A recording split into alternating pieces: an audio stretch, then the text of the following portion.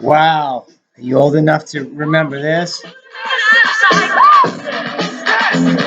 I wanna rock right now. I'm Rob Bass and I came to get down. Internationally known. I find myself having to go through my well, this really is a mix. And cutting this up left and right. My Pandora, like I think I mentioned in the other video, I all the stations I have are just there's a certain vibe, certain energy, and I'm just not feeling it anymore. There's just that melancholy that, I mean, some of it's really big and orchestral, and I have a station that's like all like basically movie soundtracks and Braveheart film score and you know um, Pearl Harbor or Forrest Gump or other music like that. But some of that is just so like nostalgic, I guess. I gotta turn this down; it's distracting. Or up for a minute. Yeah, you only remember that if you're over 40. Um, I just want to say I made a whole nother video this morning, like a follow up to the other video, but it's like 20 minutes long, and nobody wants to watch 20-minute long videos. And honestly, if I'm rambling for 20 minutes, um, I don't know, maybe some of that's unnecessary. I don't know. Maybe this one will end up being 20 minutes, but it's on my YouTube channel. But I didn't turn it into a blog post. I just want to say how awesome it feels to be real.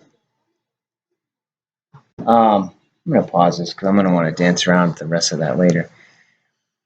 To just be authentic. I made the video about after the ayahuasca experience, talking about how I felt less alignment with leaving this life, sooner rather than later. And now I feel more alignment, with possibility here. And, when you talk about something like, deciding to line up with an exit, and just FYI, when I talk about that, for me, it's not, like the ending of the movie, A Star is Born. I don't feel like we have to actually ever do the deed, so to speak. I mean, I don't have a judgment about that either, but, gun, hanging, bleed out, whatever, pills, like, I think you can just line up. I think you can just really put your energy and your alignment and your focus on something different. And if that it'll happen. But when you talk about something like that, boy, you get a lot of reactions. Some of it's so wonderful. When you become that space of non-judgment around something like that, you have other people that now, want to talk to you and feel safe sharing what they're feeling. And that's such a great thing to be for other people. I'm grateful that that's happened with a few people that I've sort of met along my journey that have shared that. And of course, you're also going to trigger the shit out of people because, for a lot of people, death is a fearful thing. People being out of their life or people being out of the life of people that they love. Um, there's they just can't get past like the pain of that. And can't really, whatever. And that's fine. Like, when you talk about something like suicide which again, I don't even like to use that word because I don't think of it that way. That's like to me saying that someone who's any age really, but their body's broken down, say they're 80, and they're just ready to go, and they just tell everyone, I'm going to kind of let go. No one really calls that suicide. They just don't wake up one morning or something, right? I don't see why it's different. But because I know with most people they talk about in their life, they talk about doing it in some violent way, and they do it from a place of fear or anger, and that's a whole different thing. But so you get a lot of response when you speak your truth. It's like back, when, and we've come so far, but when people first spoke their feelings about, integration, and then people first spoke their feelings about being openly gay, and then LGBT and all this stuff, like, and we're growing and we're evolving and it's getting easier, and but it's like that feeling of kind of coming out of the closet, so to speak. You just like, hey, this is me. This is where I'm at. And when we do that with ourselves, when we do that in our conversations with however we perceive the universe, and when we do that with other people, there's so much freedom in that. I would just urge wherever you are, and this is nothing new, but just be authentic, be real, talk about it. Just, this is who I am. You're never going to feel unconditionally loved until you're fully known, right? When you're with someone, if there's always that, well, if he or she knew this little thing, little hidden secret from the past, this fantasy that's always rolling around that you never talk about, like when there's stuff, you're not fully known by someone or even yourself, really, you don't acknowledge it within yourself. You're not going to have unconditional love from others and unconditional self-love, and you're not even going to feel unconditional self-love, right, with your concept of God or the universe or spirit, because it's a relationship. We all sort of get that inherently. And even though you could say, well, spirit, God, whatever, knows it anyway, it's different than sort of opening it up and talking about it, praying about it, whatever, meditating about it. It's different. To know unconditional love, one must be fully known. So I just wanted to say, um, I'm glad for the responses I've got, even like the angry ones, or that, because it's people being honest and being authentic. This is where I am, and I just continue to find more and more joy and desire to just dance that I never had before, in just really being real with myself.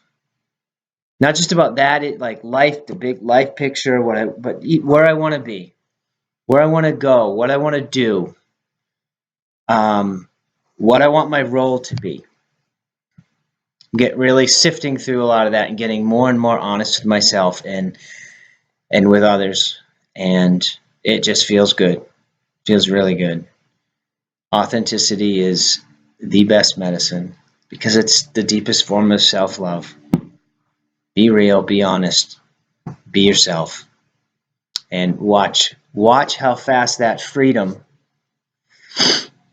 that place of utter inner freedom, um, lifts you up out of some sort of heavier space. Call it depression, sadness, anger, victimhood. And I've said this before so many times. It does. You want.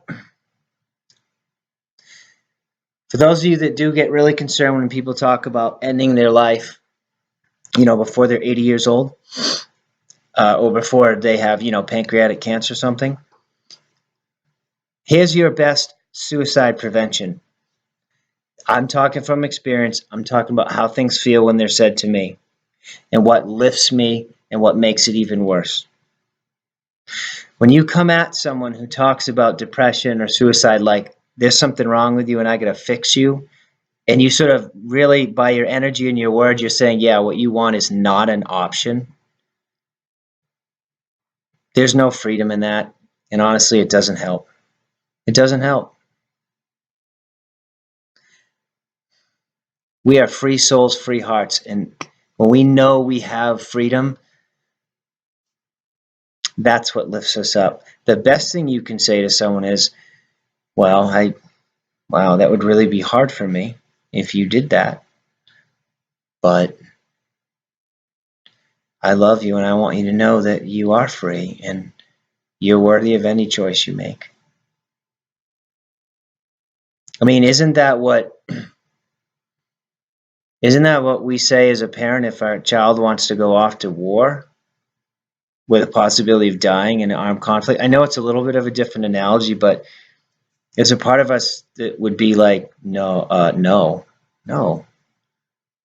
I don't want it. I don't want that to happen to you, and I don't want that to happen to me and to other, your siblings, whatever, your children, if you're a parent, your parents, if you're young. I don't want to see that happen to everyone, right? But if you knew that that young person's real desire, not obligation, but it was for whatever reason, it was their real desire to go and do that and to protect, serve, whatever, they felt that. What does love do? What of all parents and family? Eventually, they go, okay, I love you. That love says, go be free. Or when you're in a relationship and someone says they're really not happy anymore in the relationship, and you still love them and you still want to be together, but you you get to the point deep enough, you realize love says, I want you to have your freedom and your happiness.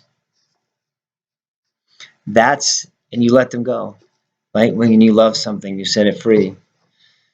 It's an old one. I don't know who said that, but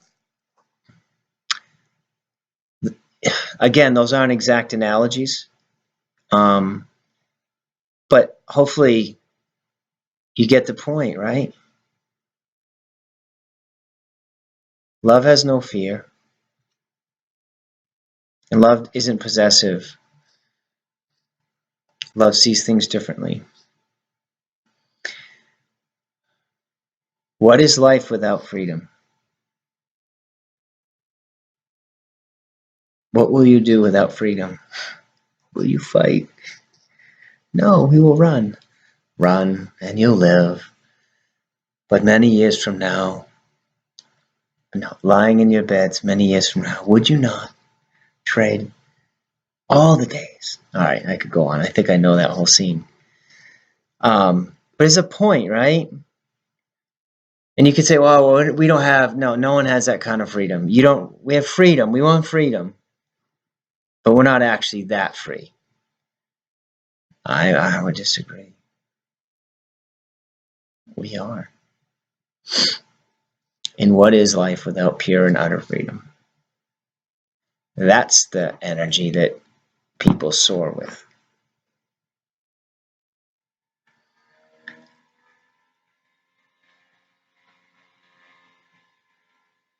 Best medicine. Best things I've ever heard when I was in that space was,